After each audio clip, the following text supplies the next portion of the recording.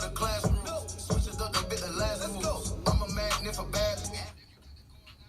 That's your favorite band right there, isn't it? You slept up for that show. I don't even know who it is. Dealing with it. I don't even know where you find this music. It's good, I guess. I don't know. Boys Under the Hood, man. Because we're from the hood. Remember, we grew up in the hood together. I definitely am. Welcome to Boys Under the Hood. It's James Stevenson from Precision Auto Repair. We're here to field your car-related questions, maintenance, repairs, whatever you want to do. How's it going, man? Good, man. Are you a winter weather guy? No, I mean, I don't mind it today. Yeah. Like over the weekend was just terrible. Like the sub-zero stuff? It's just not good. It's awful, isn't it? It's like painful. It's all right today, but I mean, mid-30s, it feels like it's almost warm outside, so. Yeah. 50 this weekend? 50 and change this weekend? Yeah, I know, but I hope that it doesn't happen too soon because then it's going to be a big muddy mess around here. Yeah. I want it to like slowly get back to where we need to go because I don't know, man. I don't know if the sump pump in my basement even works at this point. I don't want to try it. You know what I mean? I'm all about the first snowfall, and then after that, I'm done with it. Yeah, at first it's like, oh yeah, cool, Oh, it's snow, nice, it's so neat, and then you're shoveling, you're like, oh, this is work. It sucks. It's awful. It's awful. You can't even, at our age, you can't even throw snowballs at cars anymore. It's a judge. A judge isn't going to go with that. That's what your complaint is. Pretty much. All right. You can submit your car-related questions to Lazer99.3.com or log on to Precision Auto's Facebook page and submit them there. Let's jump right. And by the way, James runs Precision Auto Repair in West Springfield. Okay, so if you ever need anything done to your car, talk to the boys and girls there. They know what they're doing, and they're very, very particular at their jobs. Our first question comes from Amanda in Agawam. She drives a 2004 Jeep Wrangler. Amanda writes, my defroster won't defrost anything. The windshield looks like someone sprayed water all over the inside. My mechanic says I need a compressor for the AC, but that makes no sense because it's freezing out and I don't need no AC. So she says it happens anytime she uses the defroster. What do you think's going on there, James? All right, so I would assume that it's the front windshield. So one of the things that a lot of people don't understand is you need your AC to work even in the winter. I know it sounds crazy when we have temperatures like we've had over the past couple weeks, but what the AC does is it actually pulls the moisture off the windshield. And when you just have real cold temperatures and then you have the heat blowing on the windshield, it's going to melt that frost that's on the windshield and it's going to turn to condensation. Right. That AC will pull that moisture off. So you might want to have your AC checked. The rear window is a different situation. That's just like an electric grid. When you turn that on, the little grids in there, they just get a little bit hot. Not really to the touch or anything, but just hot enough to melt snow or ice, or just loosen it up enough to be able to clear it. But the front one, you're going to need that AC looked at. A lot of times too, they begin to leak down a little bit. Some of the seals tend to go bad over time, and most AC repairs are just very, very simple. If the Freon is low though, it's always an indication of some sort of a leak, whether it be small or large. In most cases, again, it's a very small leak. So when whoever recharges that up for you, you're going to want them to put in, it's just called leak detection dye. It's very standard thing, right? So they'll, when they drain the system down, they'll vacuum check it for leaks, but sometimes there can still be leaks that you don't see when you're servicing it. So they put that dye in there. So should it begin to leak later on down the road, that dye will show up and you'll be able to see exactly where that leak is. But again, don't be too worried about it. Most leaks are just they're just little O-rings. The O-rings are a couple cents, and they're just a matter of minutes to put in. So don't freak out, but you definitely want to get that checked. Now, one of the things you don't want to do too is buy one of those cans at like a parts store. I was just gonna ask you that because I know that you can get like the AC recharger at a store and you just hook it on yourself. That stuff doesn't work.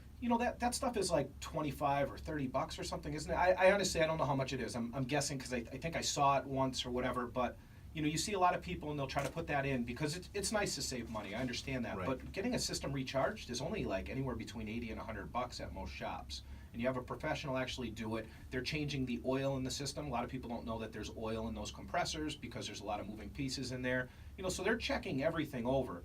For me, for my money, I'd rather just have a professional take a look at it, look at the whole system, and then make sure that there's nothing else going on because, let's say you have a leak and you put a can of that stuff in there. Maybe it's $20. Do you think? I don't. It's probably whatever. Let's call it $20. If that can's $20 and then you're doing that 2-3 times, you're already almost at the cost of a recharge. you know, and Right. plus your time doing it, driving to the part store and everything else, when you could just have a shop do it. So the other thing too is when you pressurize that stuff in there, I know there's a little gauge in there. I don't know how accurate that is, but we see people a lot of times, they try to squirt that Freon in there, and you know, it just creates too much pressure in the system. And if it's too low or if it's too high, you know, the pressure in the AC system, it's not going to work. It needs to be the right amount of pressure. So just have that serviced by somebody, have them look at it, and it usually only takes anywhere between half hour, 45 minutes, maybe an hour at most, worst case, to recharge that system. Very simple, very easy. I steer clear of this stuff in a can in general, the AC stuff, and also the fix-a-flat stuff, which I've heard can gunk up the inside of a tire if you try to use it, and it can... Do you know that Porsche gives you a can of Fix-A-Flat instead of a spare tire? Is that true? Yeah. Yeah, they give you a can of Fix-A-Flat and a little air compressor. True, that's weird, right? That is weird. Yeah, and some of their 911 models, you get a can of Fix-A-Flat, and then it just ruins the tire. Well, I was just gonna say, I mean, Yeah. you're hoping that it's just a tiny puncture. If that's the case, what if you You have a little tire? baby air compressor and a can of Fix-A-Flat. Wow. $100,000 well spent. Our next question, and welcome to Boys Under the Hood, by the way, if you're just tuning in. This is James Stevenson of Precision Auto Repair. We're fielding car care questions. Maria in Agawam drives an '07 Subaru. She says, I'm getting this noise. It's super annoying. I'm thinking maybe she's listening to the Smashing Pumpkins. She says, I don't know what it is. My friend said it could be a shock, but when I read about it online, I just get confused. It's a rattle. It sounds sort of like a baseball card hitting bicycle spokes. I remember those days, man. Like on a kid's bike. What do you think it is? All right, so she says that it's been happening for a few months. So the first thing that I would think about is, you know, extreme cold, because extreme cold can cause all kinds of weird little noises. The problem with noises is that sometimes it can be something very minor, sometimes it can be something major. You just never really know. It's a very difficult thing to diagnose without actually hearing the noise and actually driving the car and you know, taking a look at it. So what I can say is that the process to find the noise is somewhat simple. All right, it would start with having somebody drive the car. Right, after you drive the car, you're verifying the noise. So Pat, or you know, in this case Maria, you're saying that, you know, it's making this noise under certain conditions, and those conditions are you know, bumpy roads or what was it, driving down the highway? Okay. So as you drive it and you get that baseball card noise, so you would have a technician drive that car, and what we do is we drive it with you because we want to hear the same noise. In the past, there was one case where I can think of that we fixed a noise, and the customer came back and he was listening to a different noise that was something just rattling around in his trunk that we disregarded because it was stuff rattling around in his trunk. Right. It was kind of comical. It was actually a golf bag, and he had his balls in there, and then when the bag tipped over, the balls were just kind of rolling around the trunk, you know. So he brought it, he's like, I don't know what this sound is, man. But that's another reason, you know. So you want to take, you know, and something like that is just an opportunity for us to learn that we need to drive the car with the customer for any type of noise like that. Right. But in this case, Maria, you're going to want to take a ride with somebody that knows what they're doing. Bring it to your mechanic and tell them, hey, look, can you take a ride with me? Have them verify it. When they verify it, most cases, a good technician can pinpoint kind of an area at least, you know, and kind of isolate it. And then they put the vehicle up in the air, and they'll take a look at all the major things to see if there's movement in something, and that's causing the noise, or something's worn out or whatever. In some cases, some noises will be in what's called the drive line. So like in the transmission or differentials, those are like the gears for the wheels. And you have to use these special things called chassis ears. Chassis ears are, they're like little microphones. You clip them onto different places underneath the vehicle, and you know, there are some that are wired and wireless or whatever, but they basically, it all matches up to this box. So you drive the vehicle with two people, say, and one person's got headphones on, he's got this little box, and he's just clicking from one microphone to the next to see where the noise is ultimately coming from. I didn't know that it was that high tech that you do. Yeah, that. those have been around for a while. We used to have the wired ones, you know, so you'd have these wires running from underneath the car, and that was a little bit of a challenge sometimes to, you know, figure out where you would put the wires so they don't drag or rub on something or burn on the exhaust. But you know, now they have ones that are wireless, so you just clip them on, turn them all on, and then and go for a ride. So that will require, you know, two technicians, but it's very rare that you actually need those things. But every once in a while, you know, you have a random issue you can't duplicate, say in the shop or running the vehicle in the shop or just with conventional inspection. So you know, that would just be the process to figure it out. This time of year, again, I know you're saying it's been happening for a couple months, but when it starts to get a little bit colder, sometimes you'll get weird little noises. This doesn't really sound like something temperature related, but get it into your mechanic and then have him or her take a look at it and then see what it is. Just make sure that it's nothing that's going to leave you stranded or unsafe. Some noises are just noises, and sometimes you can put them off a little bit longer until it's a little bit more, you're in a better financial position, right? Because repairs never really, like big repairs never come up when somebody's prepared for them. Right. No one's ever sat around and said, I hope I can go spend $1,000 to fix my car today. I got this extra $1,000 in the bank. Like, that's never happened. So just bringing it to a mechanic, make sure that it's safe at least. That's the first and foremost. Do guys at your shop, do they argue over who is going to get to run the microphone thing? Because if I worked with you, I'd be like, man, let me do that, because that's cool. So you sit in the passenger seat just like clicking around to like little different microphones under the car? Yeah. That's amazing to me. Yeah, so it's usually a higher level tech that'll listen. I mean, it's not rocket science. It's literally like, where is the noise coming from that's the loudest? What are you saying? Or So what I'm not qualified for that then yet. You actually could be. I mean, if somebody just explained it to you one time and what you'd be listening for, yeah, you could do it. Right. And then you usually get just one other guy, whoever's free to drive the vehicle. You don't want me diagnosing your car. No. I haven't changed my brake fluid in 150,000 miles. Yeah. If the wipers are streaky, you're replacing tires. Yeah, you should just replace the tires. You're all set. Just to be sure. Yeah. You're listening to Boys Under the Hood. We're talking to James Stevenson from Precision Auto Repair. If you have any questions, just shoot them off to us. You can Facebook James right now at the Precision Auto Repair Facebook page, or log on to lazer99.3.com and submit your questions there. Jake from Westfield drives a 2011 Ford F-150. He says, the engine light keeps coming on. I replaced the spark plugs and the coil, but then another one went bad. Is something causing these to just randomly go bad? Did I do something wrong? Did he try to diagnose this himself? Like, saw the engine light come on, then it started changing stuff? Yeah, I mean, so anytime the engine light comes on, the computer for the engine is going to store a sequence of numbers. That's called a code, right, or a DTC, data trouble code. All right, that code is going to lead you to an area that's faulty. It never really tells you exactly, like, hey, this exact part is bad. It just basically says, hey, look, like, this system's bad, or this sensor sees an issue, and so on, right? And then it takes some actual diagnosis. Having said that, some codes are much easier to diagnose than others. And when this guy has what's called a misfire code, what a misfire is you have, say, a certain amount of cylinders in a vehicle, and this is probably a 6 or an 8 cylinder. Let's call it a 6 cylinder. 2000, so it's an 8 cylinder rather. So we'll call it an 8 cylinder. You need 3 things for a vehicle to run. You need air being, we're breathing air, right? And then air gets sucked into the engine when it's running, and as the pistons come up, it creates compression, pressure inside the engine, air. You need fuel, obviously, to get, you got to have it in the tank, it gets injected into the engine, and then you have spark. As those pistons come up, it creates a lot of pressure, the fuel gets injected in, and then that spark lights it all on fire, a little explosion, blows the piston back down, basically, okay? When you have a misfire, you're missing one of those. Something's wrong. You've got an engine problem, you've got a spark problem, or you've got a fuel problem, basically, right? In this case, this guy went after what was most common, the spark plugs or coils or something. Sometimes those diagnoses are fairly simple to do on your own. So, good job for at least being in the right direction.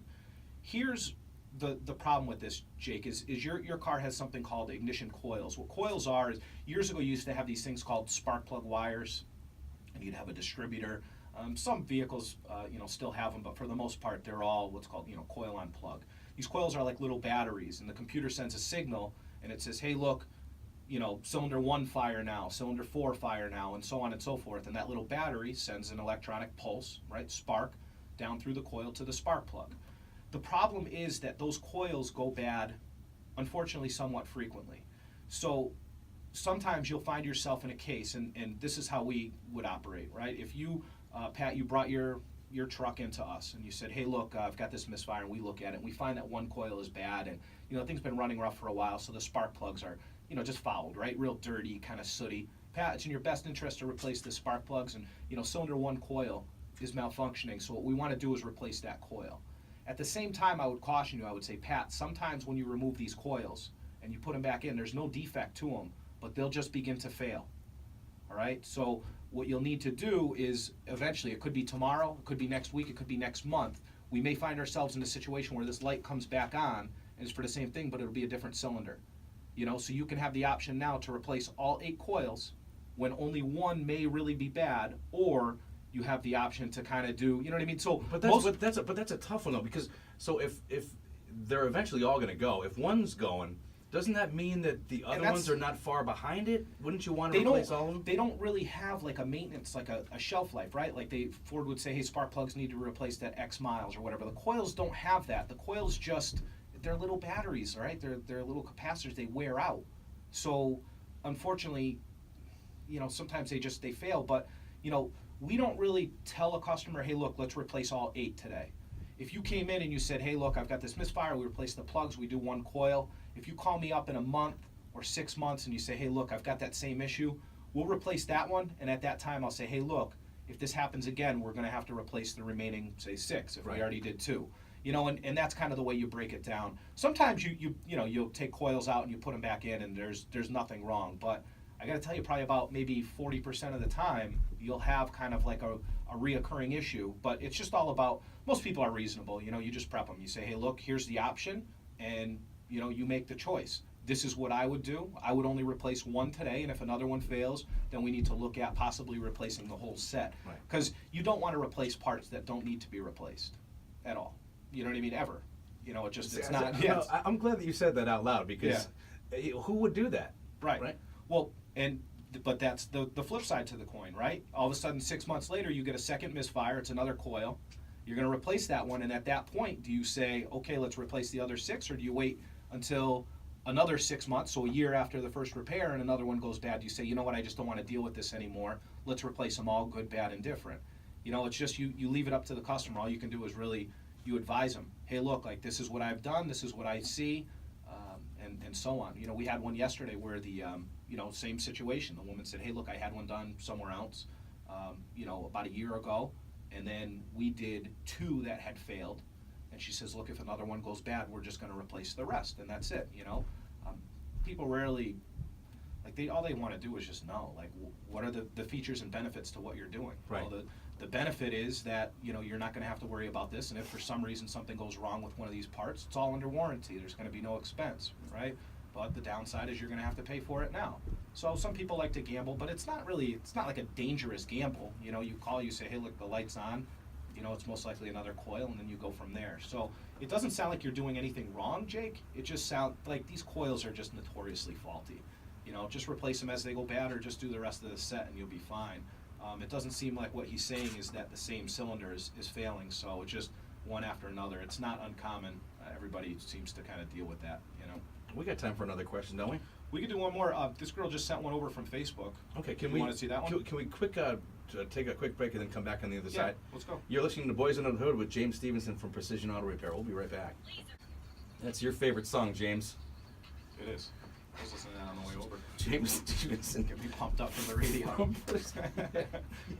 Gotta get really psyched up to come on in. James Stevenson from Precision Auto Repair. Welcome to Boys Under the Hood. We are accepting your car care questions or maintenance, anything, repair questions, Lazer99.3.com, or on the Precision Auto Repair Facebook at any time. Crystal from Springfield is driving a 2004 Nissan. She says, my car has a coolant leak and is overheating. My mechanic put some liquid stuff to stop it from leaking, but then it still kept overheating. What do I do? I've done this. I've got the stuff. It almost looks like graphite. Yep. That when you have a leak, you pour it in there, and it allegedly finds the hole and seals it up. Okay. It sounds like maybe her mechanic had something similar to try to find the leak. How's that go, James? All right, so that stuff is called stop leak. It is, they have some little tabs that you have to crush up and make it into a powder and put it in there. Some are liquid. Any way that you look at it, that is evil stuff, and it will create a bigger problem. It's basically, the easiest way to think of it is it's a glue, all right? And what it does is it finds its way around the cooling system and bonds here and there, and ultimately will try to seal up a leak. Sometimes it does, sometimes it doesn't. What we find is that sometimes it doesn't seal, most cases it doesn't actually seal up the leak. And then what it does is it sort of bonds to itself, and people will just continue to pour more and more and more of that stuff in there until it stops something. What it does is it'll bond to itself, and it'll clog up areas in the cooling system so that you don't get good flow, right? So you need the coolant it sits in the engine, right? And this is a very basic description. It'll sit in the engine as the engine runs, right? You've got that, we just talked about the little explosion inside the engine combustion. Right. And that's heat. So the engine heats up. As it heats up that coolant. You've got a thermostat in there, it regulates the flow, and you've got a water pump that's always putting flow on that coolant to kind of push it around. So think of like water moving through a really long straw, and then halfway through you've got like a little door, all right? And the little door will open and close and allow flow. Well, what happens is that stop leak, it begins to kind of bond to itself wherever it can, and it's trying to find a leak or whatever, however it does it, but it bonds to itself, and then it will stop the flow of coolant.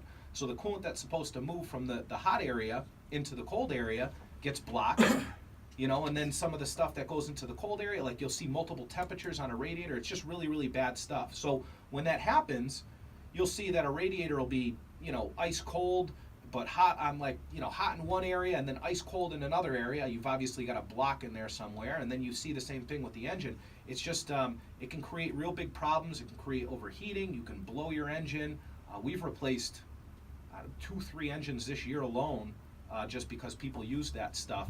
And you'll find it where it's so caked up in there. You've got a lower radiator hose, say. It's about 1.5 inches in diameter, right? The inside diameter. It's, the last one we did was completely filled, 100% completely full. Like we had to crush the hose to try to break that stuff up. It was completely filled with stop leaks. So how do you get flow through that? So here's the thing, right? When you have that happen, you want to find out, like some flushes will take care of that, right? And it'll help break that stuff up and it'll help move it along.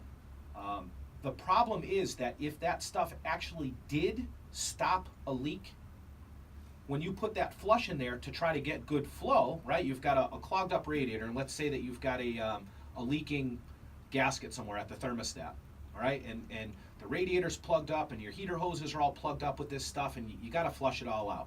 So now you flush it all out, and that includes flushing out wherever it actually did stop a leak. Now you've ultimately exposed a leak, but you don't know where the problem is until you have proper flow, right? Because your first step is making sure that coolant flows through that, the engine, the radiator, and all those other parts like that. So, it's a very difficult situation. Again, that's another one that requires a lot of educating a customer. Like, hey, look, this is the first step that we need to do, and from here, like, we could ultimately create a problem. Like, that stop leak is very, very bad stuff. Some people swear by it. I love it, great. Well, you know what? Don't touch my car. That's it. Don't put that stuff in. I don't even know why they sell it. It's bad. You'll pay a couple bucks for that, $4 or $5 for that, and you're going to create yourself a $1,000 problem very easily. I've seen, countless horror stories with that stuff, and I've very rarely ever heard anything ever good about it where it works, and it's definitely not a long-term fix anyways. It's great to save money. I totally understand that, but sometimes you spend, for, say, in this case, it would have been a thermostat gasket. It's $100 to do the job properly, flush out the cooling system and everything, right, and fix it. You pay $5 for a bottle of this stop leak. It creates a problem where you don't have coolant flowing through where it's supposed to, causes the car to overheat, and now you're in for a few $1,000 repair because you tried to fix it for $5. And that's a real situation that we've seen not once, but multiple times. And you feel horrible, but we didn't put in the stop leak. You didn't tell them to use that stuff. Like, I strongly recommend that people stay away from that stuff. Fix the problem properly. Because most cooling system issues are very, very small to start with, right? They're very basic issues. But the problem is that this minor gasket, right, this easy repair, it becomes a big issue. Because the coolant system needs to be 100% full. So if you think about like a glass of water being 100% full, all right? As that coolant just leaks out a little bit, you have like an air pocket in there. And that air pocket, it just expands and it creates more leaks. It creates more problems. So one of the first things that you want to look for, obviously, when you have a coolant leak that you can't see is obviously the odor. Maybe you can see it, it's dripping on the ground or something. Regular maintenance, a good technician, or most shops out there will check for coolant leaks and things, just minor, coolant leaks. Just doing their normal checks. And then the last thing is that when you're driving the vehicle, if you don't have good heat coming through the vents when you're idling, that's always an indication that you've got a low system. If you've got that air pocket in there, you can overheat at any point, you know, and the overheating is really, really bad stuff, and that's where the expensive stuff comes in. So just try to avoid that. Little issues, get them taken care of right away. In auto repair, it's very difficult to Band-Aid things that are going to last long term and aren't going to have some type of like a larger consequence later on. So what would you say about a mechanic who uses the stop leak stuff to solve that problem? That's not a mechanic. Okay. That's not. That person does not have your best interest at heart. Somebody's probably, you know, upset. Great, don't use that stuff. You know better. You should slap yourself on the hand for it. It's just bad stuff. It does nothing. It just doesn't do anything to help anybody but the mechanic push the car along down the street. Okay, Pat, your car's leaking. We can't fix it. Let's put a bottle of this stuff in there and ship it out the door. That doesn't help the customer at all. You know, it's all about making sure that that if the customer knew how to fix the vehicle, they wouldn't need us, right? Right. But then we go to all this training. We have all this experience to advise them properly and fix the car properly, using literally a Band-Aid to try to patch up something that we know is going to be a bigger deal later on. Like, who does that help? You know, it doesn't help anybody. I don't agree with that. You know. I love your honesty, man. Thanks, man. James Stevenson from Precision Auto Repair in West Springfield. I'd recommend dropping by his shop if you got a problem or an issue with your car or truck or SUV, whatever. The guy's brutally honest, which I love a lot. I love it. Thanks, man. I mean, you got to be that way. Boys Under the Hood, we'll be back right around this time next week, about 8:15ish, fielding your car care questions. If you have any, submit them to Precision Auto Repair's Facebook page. You can find James on Facebook, just search it, or you can log on to lazer993.com and submit your questions there. Always a pleasure, man. Thanks for having me. Talk to you next See week. you next week.